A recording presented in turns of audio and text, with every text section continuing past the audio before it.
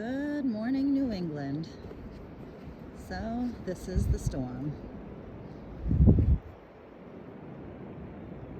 I was already out this morning at about 6:30. The wind's insane.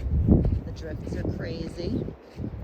I already shoveled all this once. It's going to be shoveled again, but my gloves are soaked. So we're walking up to the truck to see if I have another pair of gloves in there, because the other ones just aren't drying by the fire quick enough.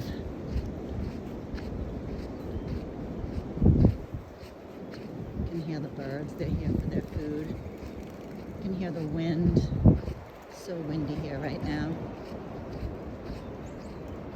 No loss on trees that I know this time.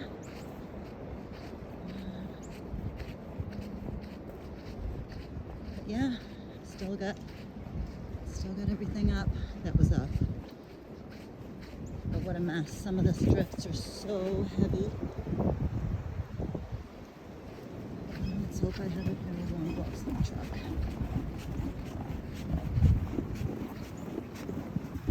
Tiny house. It's just not hot enough.